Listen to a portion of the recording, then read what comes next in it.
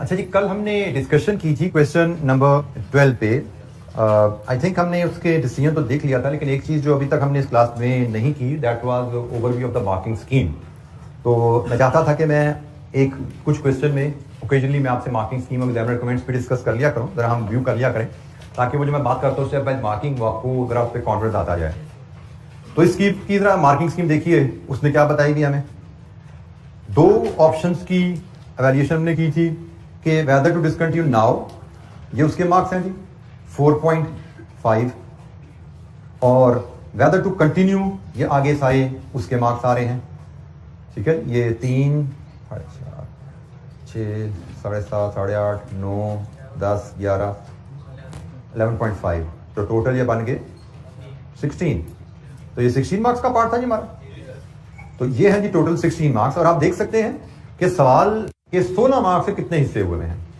जैसे आपने सिर्फ रीसेल वैल्यू, जो भी वैल्यू थी 4 मिलियन थी शायद, वो लिख दिया वर्किंग में, आधा नंबर मिल गया। आपने गेन ऑन डिस्पोजल पे टैक्स कैलकुलेट कर लिया, 2 नंबर मिल गए। आपने rent expense net of tax calculate किया, 2 नंबर है। हर स्टेप पे नंबर मिलते जा रहे हैं। लेकिन ये नंबर की वर्किंग शुरू कब होती है? सबसे पहले कि आप 2 हिस्से बना सको, भाई मुझे ये कैलकुलेशन करनी है, एक ये कैलकुलेशन करनी है। आप ये पहले फैसला कर पाओगे, सोच पाओगे, तो ही मार्क्स की स्कोरिंग शुरू होती है। अगर मैं बिफोर गोइंग फॉरवर्ड मैं एग्जामिनर कमेंट आपको बता दूं। पहला कमेंट क्या है? Evaluation of option to discontinue operation was missed all together. बच्चों ने सवाल को समझा ही नहीं कि भाई किन 2 वैल्यूज को कंपेयर करके फैसला करना है। तो मतलब स्टूडेंट्स ने इस चीज को समझा ही नहीं। ये बहुत बड़ी पहले स्टेज पे गलती होगी। जो मैं कहता हूं सवाल को बार बार पढ़ो, सोचो, डायरेक्शन का फैसला होगा तो मार्क्स स्कोर करने शुरू होते हैं। आपको जल्दी होती है भागने की, भाई भागना है उस तरफ जिस तरफ मंजिल है, पहले उसका फैसला तो कर लो। आपने बस यूं मुंह उठा और भाग पड़े, पता ही नहीं भाई जाना उधर था, उधर को चल पड़ो, जितना मर्जी जोर लगा लो, कुछ नहीं मिलने वाला। तो जरा सब्र करो, पढ़ो, डायरेक्शन का फैसला करो, फिर जितनी मर्जी स्पीड से भागो, जो मार्क्स ले सकोगे ले पाओगे। अच्छा आगे चले, दूसरे पार्ट में है सेल्स की फिगर निकालोगे। 3 सालों की सेल निकाली थी ना, हाफ मार्क्स ईच का, 1.5 नंबर। वेरिएबल कॉस्ट निकाल दी 3 सालों की, 1.5 नंबर। फिक्स कॉस्ट निकाल दी 3 सालों की, 1.5 नंबर। अच्छा ये डेप्रिसिएशन और एड बैक इसने लिखा है, लेकिन जरूरी नहीं कि हम उसी के पैटर्न को फॉलो करें। बेसिकली ट्रीटमेंट के 21 से ज्यादा तरीके हो सकते हैं। हम जिस तरीके से डेप्रिसिएशन ट्रीट करते हैं उसी तरीके से करेंगे। तो डेप्रिसिएशन की कैलकुलेशन, उसकी टैक्स की कैलकुलेशन में शमूलियत 2 नंबर। Loss on disposal and add back, ये हम बैलेंसिंग डेप्रिसिएशन ले लेते हैं, उसमें कवर हो जाता है, 1 number. Rent expense 1 number. Tax की calculation 0.5। Residual value of equipment सिर्फ राइट जगह पर प्लेस करना, आधा नंबर। एनपीवी, डिस्काउंट फैक्टर से कैश फ्लो को मल्टीप्लाई करके पीवी कैलकुलेट करके सम करना, 1.5 नंबर। एंड फाइनल डिसीजन का एक जुमला, कभी ऑप्शन 1 और 2 को कंपेयर करें, ये ऑप्शन बेहतर है, आधा नंबर। ऊपर सारी वैल्यूज गलत हो जाएं, कुछ भी नहीं हुआ, आपने फैसला लेकिन सही दे दिया, तो आधा नंबर ये मिल जाएगा। ऐसा नहीं कि जी असल फैसला कंटिन्यू का था, आपने गलतियों की वजह से डिसकंटिन्यू का फैसला दे दिया, तो आपका नंबर कटा नहीं, आधा। ऊपर कहीं नंबर कटे, ये नंबर मिलेगा आपको, ये नंबर मिलेंगे आपको। ठीक है, this is step by marking के प्रिंसिपल के नंबर हैं, वैल्यूज के नंबर नहीं है। जारी बात, आपने सेल्स की वैल्यू गलत कर ली तो नेट कैश फ्लो गलत आएंगे, नेट कैश फ्लो गलत है तो एनपीवी गलत आएगी, एनपीवी गलत तो फैसला भी गलत हो सकता है। बट नंबर आपके सिर्फ सेल्स के कटे, 1.5 नंबर कटा, बाकी सारे मिलेंगे आपको। This is step by marking. अच्छा मार्किंग स्कीम पे और कमेंट्स पे जरा और पढ़िए जरा। Tax on gain on sale of equipment if operation discontinues was ignored. जिन बच्चों ने डिसकंटिन्यू लिया उन्होंने डिस्पोजल वैल्यू तो ले ली, लेकिन डिस्पोजल पे जो गेन पे टैक्स इंपैक्ट है वो नहीं लिया। और सबसे अहम गलती यह है, cash flows are presented for 5 years, 5 साल के रेवेन्यू और कॉस्ट ले ली, जबकि क्वेश्चन में क्लियरली लिखा हुआ है 2 साल गुजर चुके हैं। हमने सिर्फ फ्यूचर डिसीजन मेकिंग है ना, डिसीजन मेकिंग में सिर्फ फ्यूचर लिया जाता है। बच्चों ने 5 साल की नए सिरे से विजिबिलिटी बना के दिखा दी कि जी पहले साल में इतना रेवेन्यू, दूसरे में इतना, तो तीसरे में इतना, तो 5 साल के रेवेन्यू, 5 साल की कॉस्ट और शायद इनिशियल इन्वेस्टमेंट भी वही ले ली। वो फिजिबिलिटी जो 2 साल पहले की गई थी ना, वो फिजिबिलिटी रिप्रोड्यूस कर दी बच्चों ने। तो फिजिबिलिटी रिप्रोड्यूस कर दोगे तो मुझे लगता है conceptually you have messed up everything. तो बेसिक प्रिंसिपल जो सीखा हुआ है कि डिसीजन मेकिंग में सिर्फ फ्यूचर कैश लिए जाते हैं। 2 साल तो पास्ट हो चुका है, वो डिसीजन मेकिंग में कहां से आ गया? हमें तो देखना है आज से आगे। तो आज से आगे 3 साल रह गए हुए हैं, 3 साल के बिजनेस कैश फ्लोज हैं, या आज बंद करें तो डिसकंटिन्यू के कैश फ्लोज हैं।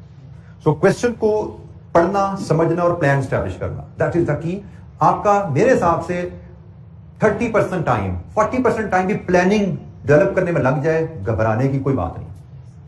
Remaining 60-70% time is more than enough उस प्लान को पेपर पे लाने के लिए।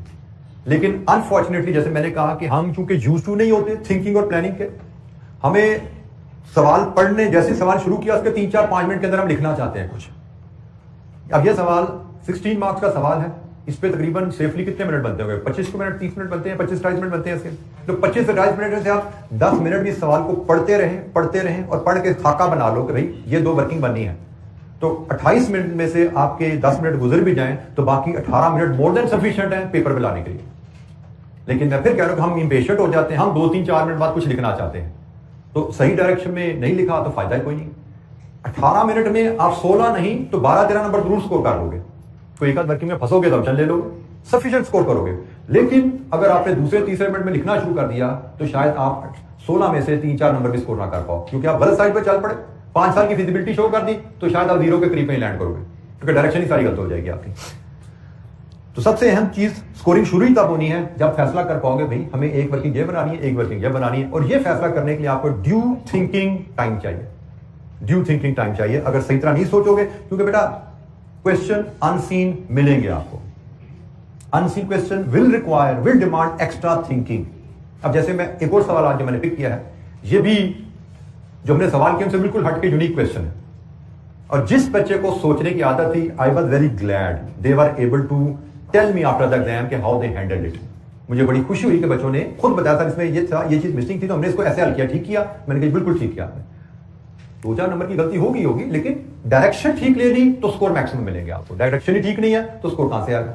और डायरेक्शन आपको थिंकिंग से डेवलप होती है। तो हम नेक्स्ट क्वेश्चन देखते हैं जी, क्वेश्चन नंबर 13। बाकी ये कमेंट्स पढ़ने की आदत रखिएगा, मार्किंग स्कीम को देखने की आदत रखिएगा, ये आपके लिए बहुत हेल्पफुल रहेगी। अच्छा, क्वेश्चन नंबर 13 भी काफी लेंथी सवाल है जी, 20 मार्क्स का। By using net present value method recommend the best course of action to the management of AL. NPV method से बेस्ट कोर्स ऑफ एक्शन बताइए, क्या मामला है, किस बारे में कोर्स ऑफ एक्शन पूछा जा रहा है, उस पर बात करते हैं। Aluminium limited is engaged in the manufacture of product GH which requires 1 unit of a single raw material PQR. The manufacturing of PQR is currently outsourced under a contract which is expiring shortly. PQR raw material हम अभी बाहर से bye कर रहे हैं, contract खत्म होने वाला है। The management of AL has decided to set up an in-house manufacturing facility for the production of PQR instead of renewing the existing contract of supply on its expiry. So जी management सोची है कि raw material भी हम खुद ही बनाना शुरू कर दें in house. In this respect following two proposals at current prices. जब ये करंट प्राइसेस का जुमला आ गया, इसका मतलब आगे इन्फ्लेशन भी आने वाली है। Following two proposal at current prices have been forwarded for valuation. 2 proposal है जी, proposal number 1, proposal number 2। Purchase cost including setup cost plant की 3.5 है। यूजफुल लाइफ 3 इयर्स है, नोट पढ़ेंगे आगे चल के। रेजिडुअल वैल्यू निल है, इसका भी नोट में कुछ एक्सप्लेनेशन आ रही है, देखते हैं जी, ये नोट है, इसको पढ़ लेंगे अभी। एनुअल प्रोडक्शन कैपेसिटी 10,000, अभी हम प्रपोजल 1 की बात कर रहे हैं। प्लांट ऑपरेशन कॉस्ट 90,000 पर मंथ है। एनुअल मेंटेनेंस कॉस्ट 1.38 मिलियन है। नोट क्या है जी, under proposal 1 on carrying out a major overall at a cost of 1.3 million at current prices at the end of year 2, useful life and residual value of the plant would be 5 years and 500,000 at current prices respectively. Currently life 3 साल है, currently residual value निल है। ये दोनों चीजें बदल जाएंगी अगर 2 साल बाद आप ओवरऑल करा लोगे। रेजिडुअल वैल्यू 5 साल पे चले जाएगी, और लाइफ 5 साल पे चले जाएगी, रेजिडुअल वैल्यू 5 लाख पे चले जाएगी। तो ये प्लांट प्रपोजल 1 की कहानी है।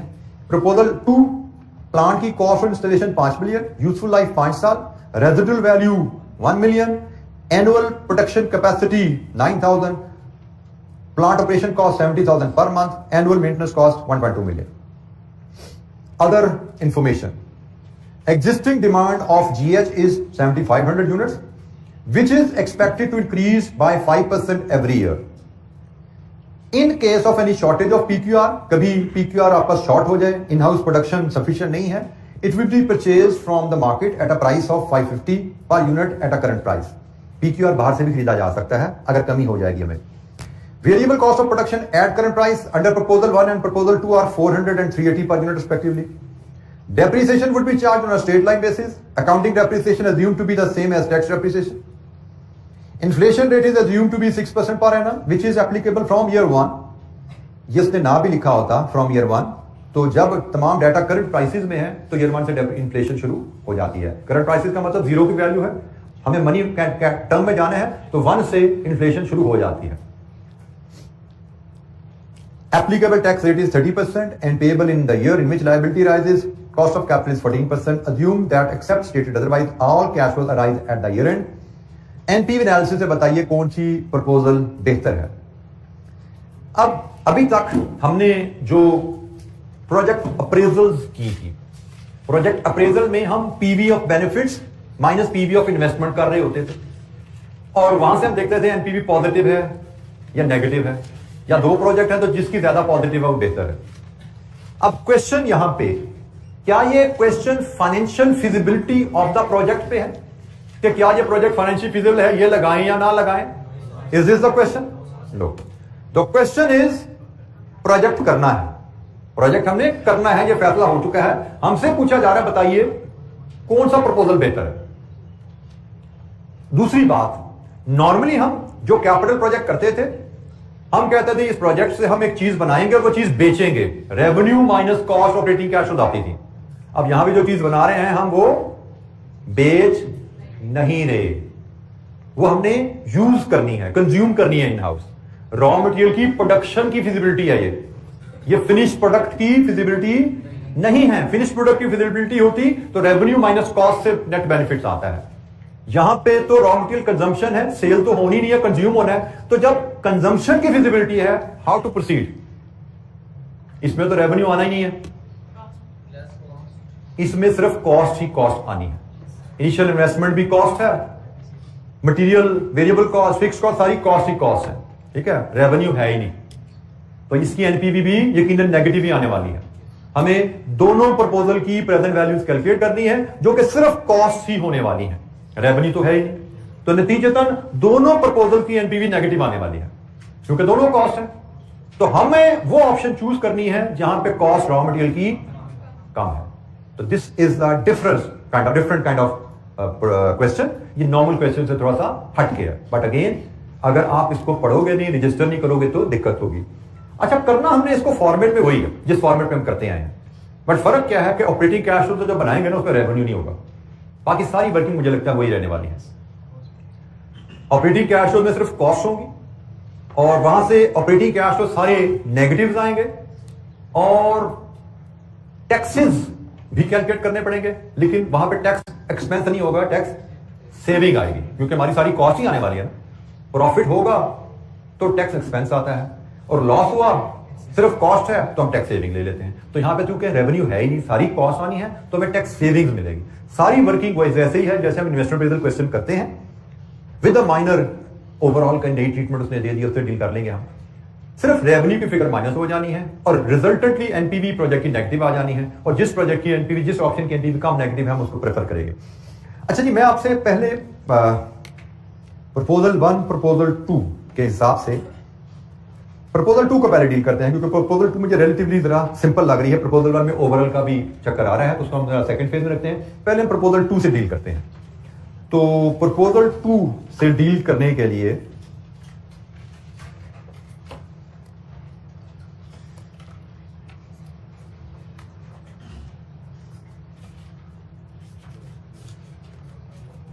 क्वेश्चन नंबर 13 और प्रपोजल 2,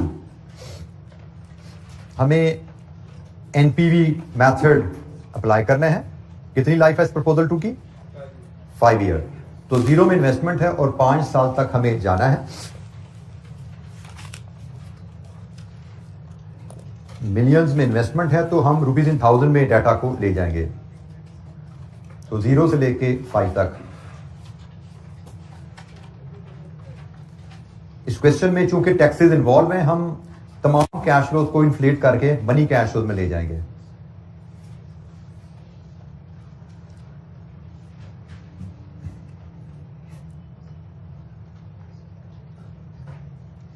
0 1 2 3 4 5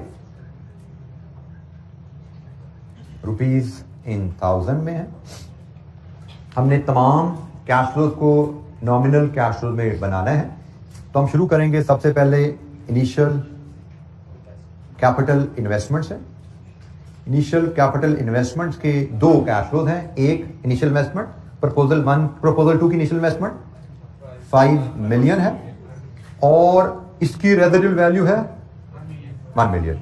रेजिडुअल वैल्यू के बारे में हमने पढ़ा हुआ है कि अगर तो क्वेश्चन बताए कि ये करंट टर्म में है तो इनको करंट टर्म में समझना है, अदरवाइज मनी टर्म में समझते हैं। तो यहां पे उसने टेबल की टॉप पे बताया हुआ है कि सारा डाटा नीचे टेबल में करंट टर्म में है। तो रेजिडुअल वैल्यू जो हमारी बनेगी 1000 इंटू 1.06 रेज़ टू पावर 5, ऐसे ही है। तो रेजिडुअल वैल्यू कितनी है 1338। लीजिए जी, ये हमारी रेजिडुअल वैल्यू भी आ गई। प्रपोजल 2 में हमने बात शुरू की, इनिशियल इन्वेस्टमेंट और रेजिडुअल वैल्यू दोनों हमने फीड की है। इसके बाद हम नेट ऑपरेटिंग कैश फ्लोज लाएंगे और जैसे हमने डिस्कस कर लिया वो सारी की सारी कॉस्ट होने वाली हैं। तो फिर हम टैक्स सेविंग्स लाएंगे, हम यहां पे टैक्स सेविंग्स भी लाएंगे और इसके बाद हमारे नेट कैश फ्लोज हो जाएंगे यहां पे, जिनको हम डिस्काउंट करेंगे मनी कॉस्ट ऑफ कैपिटल पे। क्वेश्चन में कॉस्ट ऑफ कैपिटल जो हमें गिवन है वो मनी कॉस्ट ऑफ कैपिटल ही है। हम प्रेजेंट वैल्यू लेंगे और फिर हम नेट प्रेजेंट वैल्यू यहां पे कैलकुलेट करेंगे, जो कि मैं आपसे पहले ही कह चुका हूं वो यकीनन नेगेटिव आएगी हमारी, वो यकीनन नेगेटिव आने वाली है क्योंकि ऑपरेटिंग कैश फ्लो में हम रेवेन्यू तो ले ही नहीं रहे। तो ये जी हमारा फॉर्मेट है प्रपोजल 2 का। नेट ऑपरेटिंग कैश फ्लोज के लिए हम वर्किंग 1 बनाते हैं।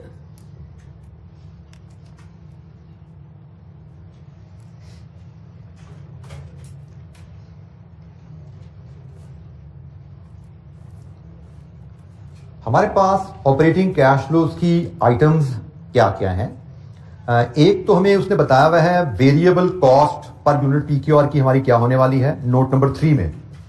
दूसरा उसने टेबल में हमें प्लांट की माहाना ऑपरेटिंग कॉस्ट और प्लांट की सालाना मेंटेनेंस कॉस्ट भी बताई हुई है। और इसके अलावा एक जो बात उसने हमें कहा हुआ है नोट नंबर 1 में कि एग्जिस्टिंग डिमांड 7500 है, जिसने 5% से हर साल ग्रो करना है। फिनिश्ड प्रोडक्ट की डिमांड है और एक फिनिश प्रोडक्ट के लिए 1 यूनिट पीक्यूआर चाहिए होता है। तो जितने यूनिट्स आपने बेचने हैं उतने यूनिट पीक्यूआर बनाने हैं। और उसने नोट नंबर 2 में कहा हुआ है कि इन केस पीक्यूआर आप डिमांड के मुताबिक नहीं बना पाते, जो शॉर्टेज है वो मार्केट से बाय करेंगे, जो 550 करंट प्राइस पे है। इसका मतलब हमें सबसे पहले ऑपरेटिंग कैश फ्लो में जाने के लिए हमें देखना पड़ेगा हमारी डिमांड कितनी है पीक्यूआर की। जितने यूनिट जीएच बनाने हैं उतने पीक्यूआर बनाने पड़ेंगे और क्या वो डिमांड सारी हम इन हाउस पूरी करेंगे या बाहर से लेने पड़ेगी। तो हम पहले एक वर्किंग 1 में हम पहले डिमांड की जरा वर्किंग बना लेते हैं। हमारी डिमांड ऑफ जीएच या पीक्यूआर सालाना क्या है और इसके बाद हम प्रपोजल 2 की कैपेसिटी कितनी है हमारी कंपेयर करके देखेंगे कि क्या हमें एक्सटर्नल परचेज रिक्वायर्ड है या नहीं।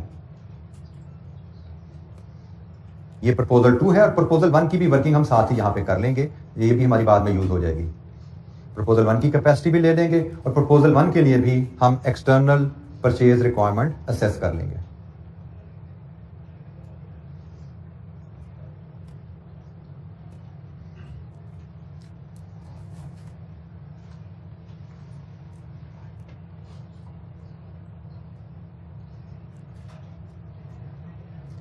क्योंकि हमें प्रोडक्शन की हमारी कैपेसिटी है एक लिमिटेड, हमें डिमांड से कंपेयर करके देखना पड़ेगा, तभी हम ऑपरेटिंग कैश फ्लोज बना पाएंगे।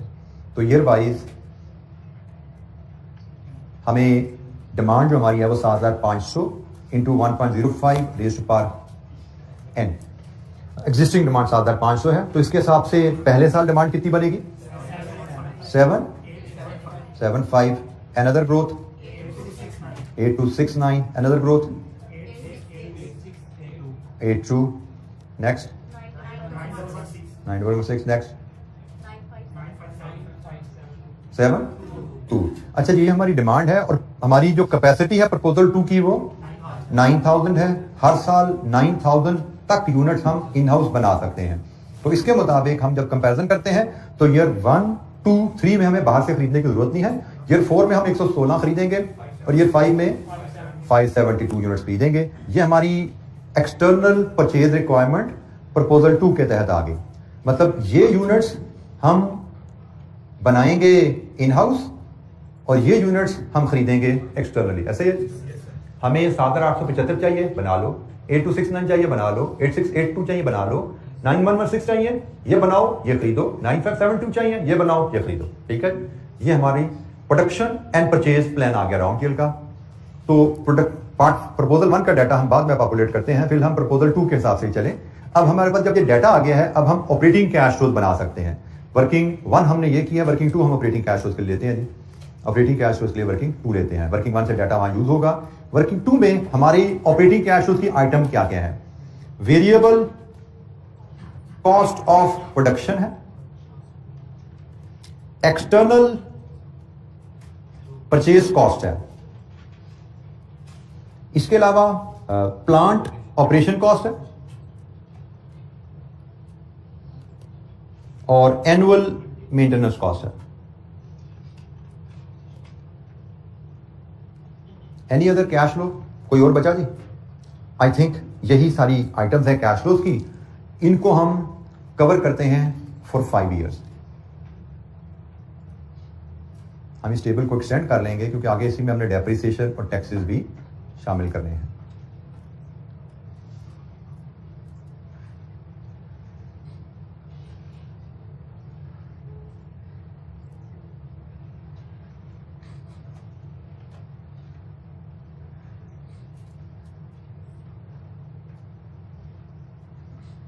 वन, 2, 3, 4, 5। अच्छा जी, वेरिएबल प्रोडक्शन कॉस्ट। हमारी वेरिएबल प्रोडक्शन कॉस्ट कहां से आएगी? ये जनाब हम वर्किंग 1 से लेंगे। वॉल्यूम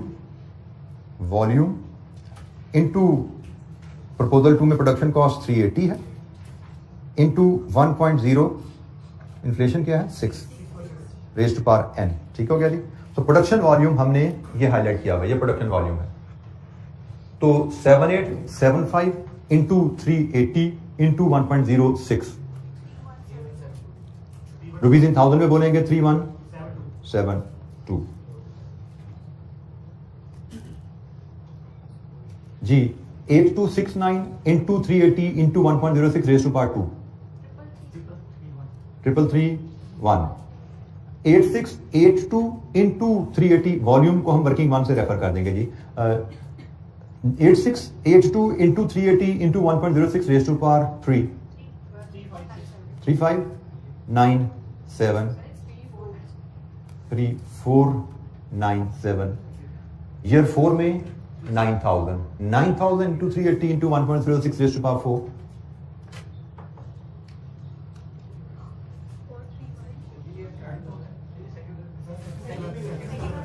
बेटा ये चेक कीजिए, मैं शायद बोल तो ठीक रहा हूं, दोबारा सुनिए। सेकंड में 8269 into 380 into 1.06 raised to power 2 3531। दोबारा सुनिए 8682 into 380 into 1.06 raised to power 3929। चौथे साल में 9000 into 380 into 1.06 raised to power 4318।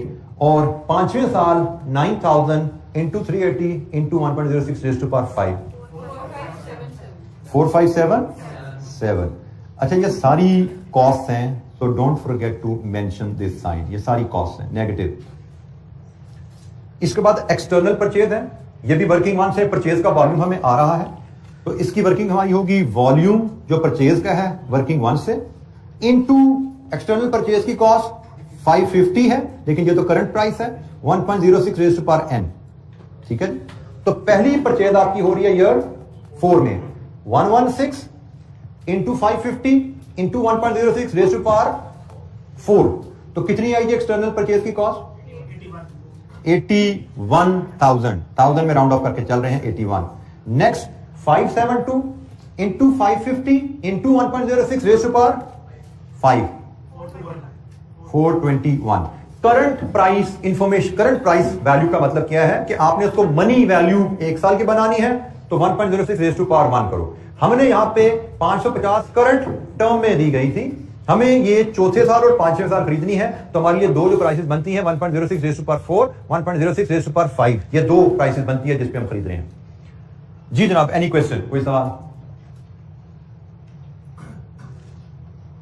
हमने वेरिएबल कॉस्ट को डील कर लिया। Plant operation cost, option number 2, plant operation cost is 70,000 per month, तो हमने तो जनाब पर एनम ले रहे हैं ना, तो 70,000 इंटू 12, ये 1 साल की है, लेकिन ये है करंट टर्म में, तो हम तो मनी टर्म लेते हैं 1.06 रेज़ टू पावर n। तो जनाब पहले साल की कॉस्ट रुपीज इन थाउजेंड में 890, दूसरा साल 944, तीसरा साल 1000, चौथा साल 1060, पांचवा साल 1124। लीजिए जी, ये हमारी प्लांट ऑपरेशन कॉस्ट है। एनुअल मेंटेनेंस कॉस्ट हमारी है जी 12 लाख, ये भी रियल टर्म में है, मनी टर्म में it will be 1.06 raise to power n।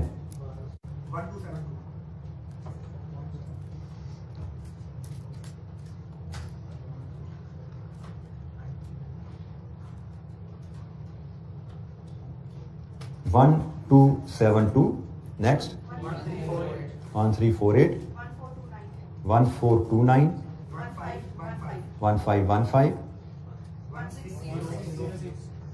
लीजिए जनाब, ये हमने प्रपोजल 2 से रिलेटेड तमाम नेट ऑपरेटिंग कॉस्ट असेस कर ली।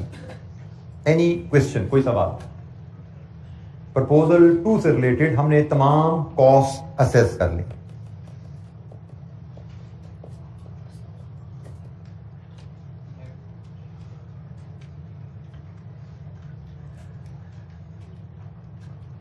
इसके अलावा कोई कैश कॉस्ट यहां पे नहीं है, ठीक है जी। तो हम इसको यहां पे एक सब टोटल डालेंगे। ये हमारा जो सब टोटल है, ये हमारा लिए नेट ऑपरेटिंग कॉस्ट कह लीजिए या ऑपरेटिंग कैश फ्लो कह लीजिए, एक ही बात है। तो जनाब ईयर 1 का टोटल, सॉरी 5334, दूसरा फर्स्ट वाला 5334, दूसरा जी 5826, 5823, 6358, 6974, 7728। लीजिए जी, ये हमारे पास नेट ऑपरेटिंग कैश फ्लोज की फिगर आ गई है। सारी फिगर्स नेगेटिव हैं क्योंकि हमने देख लिया कि यहाँ पे तो हम प्रोडक्शन, रॉ मटेरियल प्रोडक्शन की प्रपोजल है जो वैल्यूएट कर रहे हैं, रॉ मटेरियल प्रोडक्शन की प्रपोजल है, इसको हमने इंटरनली कंज्यूम करना है। सो रेवेन्यू यहाँ पे रेलेवेंट नहीं है, हमने इनको बेचना नहीं है, तो हमने तो प्रोडक्शन की प्रपोजल है, तो जहां पे प्रोडक्शन पे कॉस्ट कम होगी वो हमारे लिए बेहतर रहेगी। तो ये जनाब हमारी सारी नेट ऑपरेटिंग कैश फ्लोज की फिगर है। 5334, 5823, 6358, 6974 and 7728। टैक्स सेविंग्स भी हम वर्किंग 2 में ही कैलकुलेट करते हैं, बिल्कुल उसी अंदाज में जैसे हम नॉर्मल क्वेश्चन को डील करते आ रहे थे। अच्छा जी, टैक्स सेविंग के लिए हमें टैक्सेबल प्रॉफिट या टैक्सेबल लॉस चाहिए। हम क्या करेंगे, यहां पे फर्दर लेस डेप्रिसिएशन करेंगे। हमें इस केस में टैक्सेबल लॉस आने लगा है सारे का सारा, और उस पर हम फिर टैक्स सेविंग कैलकुलेट कर लेंगे एट द रेट ऑफ 30%। अच्छा जी, यहां पे मैं आपके एग्जामिनर के सोल्यूशन से थोड़ा सा डेविएट करने लगा हूं। मैं उनकी जो वर्किंग है उससे थोड़ा सा एक डिसएग्रीमेंट है मेरा, तो मैं इससे थोड़ा सा डेविएट करने लगा हूं। आपको देखने में डेविएशन शायद फील भी ना हो। हमने स्ट्रेट लाइन डेप्रिसिएशन है जी, स्ट्रेट लाइन डेप्रिसिएशन कैसे चार्ज की जाती है? Initial investment minus residual value divide with life. तो initial investment minus residual value कितना थी? 1338 डिवाइड विद लाइफ कितनी है जी सालाना डेप्रिसिएशन? 732। It's straight line 732। लीजिए जी, टैक्सेबल लॉस ऐड करते जाएंगे। 6066 6555 जी, नेक्स्ट 7090 नेक्स्ट 7656 8460। अब इस पे टैक्स सेविंग कैलकुलेट कर लीजिए 30% के हिसाब से। सेविंग है 1820। फोर्थ नंबर पे 7706 जी। नेक्स्ट वैल्यू 1967 2127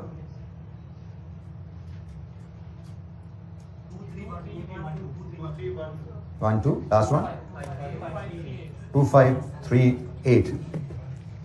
अच्छा जी, ये हमारे पास टैक्स सेविंग्स आ गई हैं। मैं आपको यहीं पे ही आपके एग्जामिनर से जो मैंने डेविएट किया वो भी बता दूं। एग्जामिनर ने यहां पे रेजिडुअल वैल्यू 1 मिलियन फीट कर दी है, जो कि रियल टर्म में आपको वैल्यू गिवन है। तो मुझे लगता है कि शायद ये मुनासिब नहीं है। हमने ऑलरेडी जब हम फिजिबिलिटी बना रहे हैं उस स्टेज पे हम असेस कर चुके हैं कि हमें इतने पैसे मिलेंगे एसेट बेच के। तो जितने पैसे मिलेंगे एसेट बेच के, मेरे लिए मुझे लगता है कि शायद 5 million minus residual value divide with life ऐसे ही चलना चाहिए। 1 मिलियन की रेजिडुअल वैल्यू को यहाँ पे ट्रीट करना मेरी नजर में वो अप्रोप्रिएट ट्रीटमेंट नहीं है। तो अगर एग्जामिनर की नजर कोई फर्क भी है तो एक आध नंबर का फर्क होगा। I don't agree with that. मैं इसको ऐसे ही लेके चलना चाहूंगा। और यहाँ पे ये भी ध्यान में रखा कीजिए, अक्सर आईकैप के सोल्यूशन के साथ जो जुमला आईकैप आपसे शेयर करता है, there may be more than one solution, specially when we deal in management accounting, when we deal in financial management. हमारे पास एक से ज्यादा तरीके होते हैं सोल्यूशन को प्रेजेंट करने के। तो मुझे लगता है ये तरीका ज्यादा बेहतर है, इसलिए मैं इसके साथ चल रहा हूं। वो तरीका जो एग्जामिनर ने अडॉप्ट किया है वो कॉम्प्लिकेशन भी थोड़ी बढ़ाता है कैलकुलेशन की, उसकी हमें जरूरत नहीं है। तो जनाब, टैक्स सेविंग हर साल में 1830 सेम ईयर में आ रही है, 1967 2127 2312 एंड 2538। लीजिए जी, ये हमारे प्रोजेक्ट कैश फ्लोज कंप्लीट हो गए हैं। नेट कैश फ्लो लेना है, डिस्काउंट फैक्टर लेना है, पीवी एंड टोटल। आगे का काम स्ट्रेट फॉरवर्ड है। आगे का काम मैं आपको फिलहाल होम असाइनमेंट के लिए छोड़ता हूं। हम प्रपोजल 1 पे शिफ्ट होते हैं। इसके आगे अब कोई काम नहीं रह गया, बस सिंपली सम करना है सबको। नेगेटिव पॉजिटिव सम करते जाएंगे, डिस्काउंट फैक्टर पे लाके एनपीवी लेंगे and it will B negative. ये हमें यहाँ पे पता है।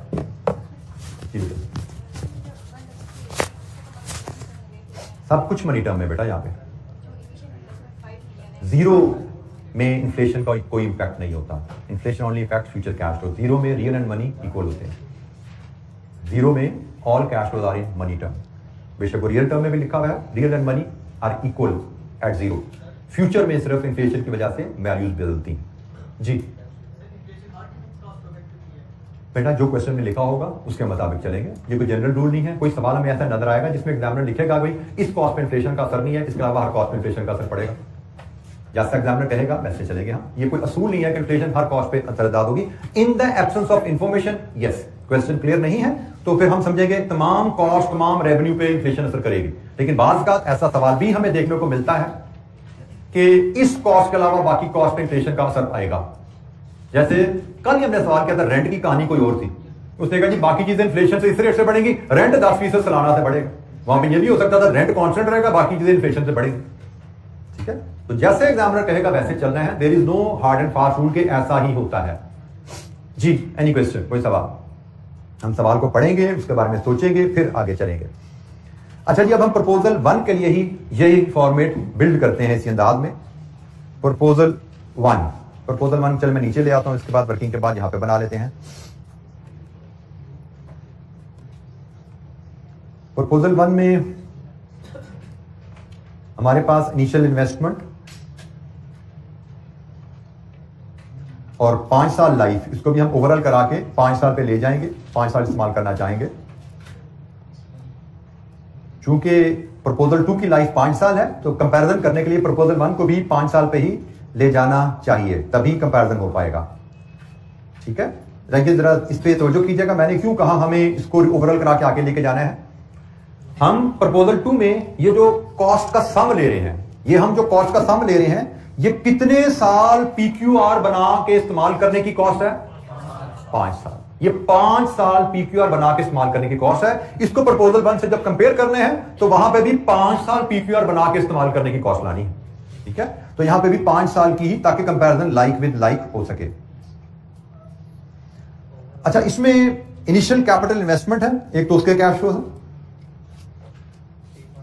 लेकिन इनिशियल कैपिटल इन्वेस्टमेंट के अलावा यहां पे ओवरऑल कॉस्ट भी आ जाएगी, क्योंकि ओवरऑल भी कैपिटल कॉस्ट है। क्यों कैपिटल कॉस्ट है जी?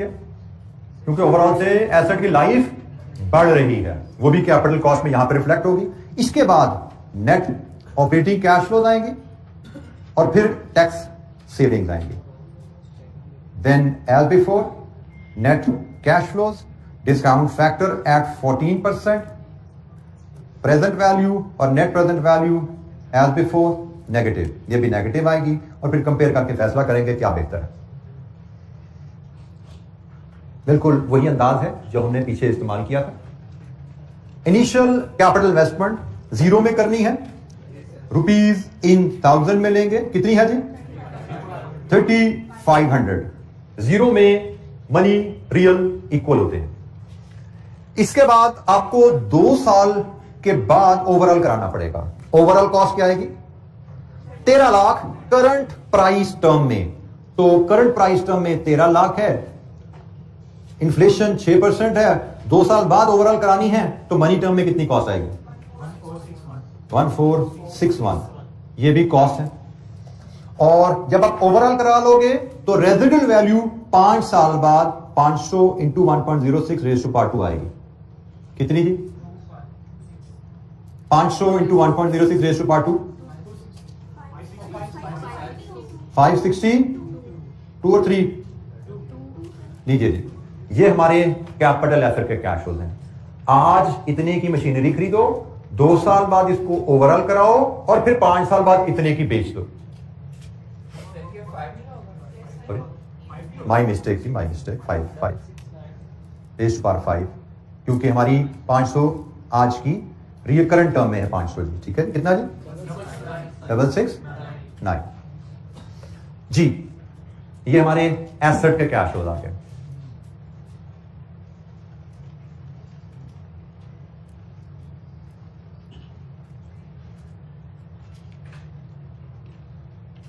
अब हमें ऑपरेटिंग कैश फ्लोज बनाने हैं, बिल्कुल उसी अंदाज में बनेंगे जैसे ये बने थे ऑपरेटिंग कैश फ्लोज और टैक्सेस। बट सिर्फ फर्क ये रहने वाला है कि जब हम प्लांट नंबर 1 पे जा रहे हैं तो उसकी कैपेसिटी 10,000 है, हमें बाहर से खरीदने की कोई जरूरत नहीं है, ठीक है। सारे जितनी हमारी डिमांड है सारी की सारी हमारी इन हाउस से ही कंप्लीट हो जाएगी। प्रपोजल 1 में सारी की सारी डिमांड इन हाउस से पूरी हो जाएगी, कुछ खरीदने की जरूरत नहीं है। तो हम वर्किंग 3 बनाते हैं जी। इसके लिए नेट ऑपरेटिंग कैश फ्लो के लिए वर्किंग 3 इसकी बनाएंगे जब, तो वर्किंग 3 में हमारी वेरिएबल प्रोडक्शन कॉस्ट आएगी, हमारी प्लांट ऑपरेशन कॉस्ट आएगी, और हमारी एनुअल मेंटेनेंस कॉस्ट आएगी। ये 3 कॉस्ट हैं। यहां से हम नेट ऑपरेटिंग कैश फ्लो बनाएंगे, फिर इसमें से हम लेस करेंगे डेप्रिसिएशन, हमें टैक्सेबल लॉस आएगा, और इस पे हम टैक्स सेविंग कैलकुलेट करेंगे एट द रेट ऑफ 30%। ये जी हमारा फॉर्मेट है जैसे हमने पिछले पार्ट के लिए बनाया था काम, उसी तरह 5 साल के लिए यहां पे भी हम वर्किंग बनाएंगे। 1, 2, 3, 4 एंड 5। 5 साल हमारा काम चलना है, तो 5 साल के लिए हमें नेट ऑपरेटिंग कैश फ्लो बनाने हैं। अच्छा जी, वेरिएबल प्रोडक्शन कॉस्ट वॉल्यूम लेंगे वर्किंग 1 से, और इसकी variable production cost note number 3 में 400 है रियल टर्म में, into 1.06 raise to power n। तो वॉल्यूम आपका पहला है 7875 इंटू 400 इंटू 1.06, 3339। दूसरा वॉल्यूम है 8269 into 400 into 1.06 raise to power 2, 3716। तीसरा वॉल्यूम है आपका जी 8682 into 400 into 1.06 raise to power 3 4136। चौथा वॉल्यूम है आपका जी 9116 into 400 into 1.06 raise to power 4 46003। आखिरी वॉल्यूम है आपका 9572 into 400 into 1.06 raise to power 5124। और ये सारी कॉस्ट है, बाय द वे सारी कॉस्ट है, वेरिएबल कॉस्ट है, नेगेटिव फिगर है जी जनाब। Any question? किसी वैल्यू पे कोई दिक्कत? वेरिएबल कॉस्ट प्रपोजल 1 में 400 per unit in today's term. Volume हमने सिर्फ यहां पे प्रपोजल 1 में सारी इन हाउस प्रोडक्शन हो जाएगी, हमें बाहर से खरीदने की कोई जरूरत नहीं है। प्लांट ऑपरेशन कॉस्ट प्रपोजल 1 की 90,000 है। 90,000 into 12 into 1.06 raise to power n। तो पहले साल में रेज़ टू पावर 1 1145, दूसरे साल में 1213, तीसरा साल 1286 1363 1445। Annual maintenance cost 1380 into 1.06 raise to power n 1463 155 जी। नेक्स्ट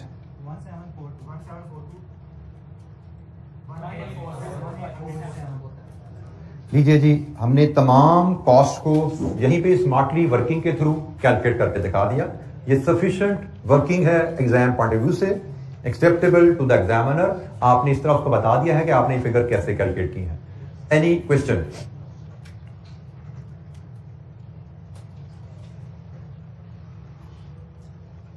लीजिए जी, नेट ऑपरेटिंग कैश फ्लोज पहले साल के 5947 6480 7066 7708 8416। लीजिए जी, ये हमारे पास नेट ऑपरेटिंग कैश फ्लोज की फिगर आ गई हैं, जिनको हम एक्सटेंड करते हैं मेन टेबल में जाके। ठीक है जी, हमारी वर्किंग की प्रेजेंटेशन वही है जो हमने नॉर्मल इन्वेस्टमेंट अप्रेजल में सीखी हुई है, हम उसी अंदाज में लेके चल रहे हैं। फर्क सिर्फ यह है कि यहाँ पे रेवेन्यू की एक लाइन मिसिंग है। ठीक है, क्योंकि हमने ये चीज प्रोडक्ट बना के बेचनी नहीं है, हमने इन हाउस इस्तेमाल करनी है। एक सिर्फ लाइन यहाँ पे मिसिंग है। तो ये जनाब नेट ऑपरेटिंग कैश फ्लोज हमारे यहाँ रिफ्लेक्ट होंगे 5497 6480 7066 7708 and 8416।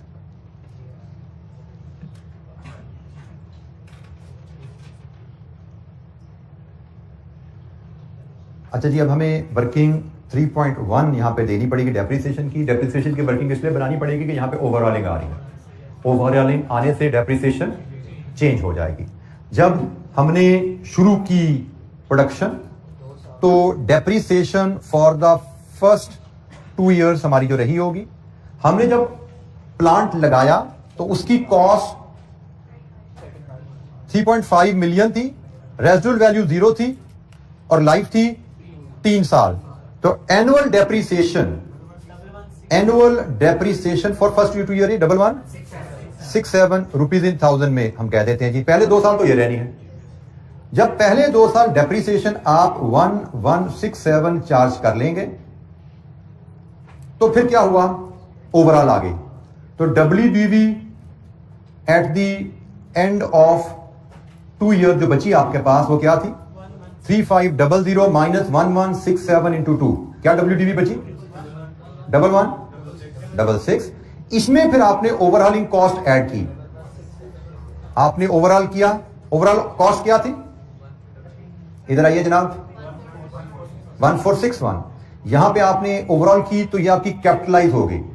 टोटल कितना हो गया 2627। इसमें से अब आप लेस करेंगे रेजिडुअल वैल्यू। कितनी है रेजिडुअल वैल्यू? नहीं 669। 669 रेजिडुअल वैल्यू इसमें से लेस करें तो आपकी डेप्रीशिएबल अमाउंट क्या बची? 1958। और रिमेनिंग लाइफ कितनी है? 2 साल गुजर चुके हैं, 3 साल बकाया है। स्ट्रेट लाइन डेप्रिसिएशन अगले 3 सालों की क्या बने? Annual depreciation year 3 to 5 653। ये लीजिए जी, ये ओवरहॉलिंग की वजह से हमारी डेप्रिसिएशन कॉस्ट कैसे बदलती है। जब इनिशियली प्लांट खरीदा गया, 3 साल लाइफ पे हमने सालाना डेप्रिसिएशन यह कैलकुलेट की। 2 साल डेप्रिशिएट जब कर लिया तो हमारी WDV ये बची थी। हमने ओवरऑल कराने का फैसला किया। Overhauling is the capital cost, add होगी WDV में। और जब ओवरऑल करा लिया तो तब हमारा एस्टिमेट क्या है रेजिडुअल वैल्यू के बारे में? ये रेजिडुअल वैल्यू होगी, ये आपकी डेप्रिशिएबल अमाउंट है और ये अमाउंट आपने 3 सालों में डेप्रिशिएट करनी है। तो अगले 3 साल, पहले 2 सालों की डेप्रिसिएशन क्या है, अगले 3 सालों की डेप्रिसिएशन क्या है? 653। ये डेप्रिसिएशन आप 3 सालों की फीड करेंगे तो इसके बाद आपका सवाल कंप्लीट हो जाता है। ये वर्किंग नोट कर लीजिए, जिसके बाद हमारा सवाल ऑलमोस्ट कंप्लीशन की तरफ चल रहा है। 653 एनुअल डेप्रिसिएशन 3 सालों में यहां जी फीड होनी है, 1, 2 और 3। इसके बाद इस सवाल को कंप्लीट करना और इसकी NPV निकाल के डिसीजन लेना, this is your home assignment. ये डेप्रिसिएशन की कैलकुलेशन यहां पे भी मेरी एग्जामिनर से थोड़ी फर्क है। उसने यहां पे भी वो इन्फ्लेशन को रेजिडेंट वैल्यू में एडजस्ट और तरह से किया हुआ है, बट हमें ये ज्यादा लॉजिकल, ज्यादा बेहतर नजर आ रही है जो हमने किया है। अब डाटा आपके सामने है, इसको कंप्लीट करना आपकी होम असाइनमेंट है। नेक्स्ट वीक इंशाल्लाह मंडे, नेक्स्ट वीक जो क्लासेस हमारी होंगी उसमें हम सोर्स ऑफ फाइनेंस पे थॉरोली डिस्कशन स्टार्ट करेंगे। इस क्वेश्चन की कंप्लीशन में के बाद अपने आंसर्स एक दफा ग्रुप में डाल दीजिएगा, ताकि ये फाइनल जो आंसर आपके आने हैं ये दोनों, ये कभी प्रपोजल 1 की नेगेटिव NPV क्या है, प्रपोजल 2 की नेगेटिव NPV क्या है, डिसीजन क्या है, ये व्हाट्सएप ग्रुप में अपने डाल दीजिएगा ताकि आप लोग एक दूसरे से मैच करके वेरीफाई कर लें। कोई दिक्कत होगी तो उस पर हम बात करेंगे। ठीक है जी, आज के लिए इतना ही। Thank you very much. अस्सलाम वालेकुम।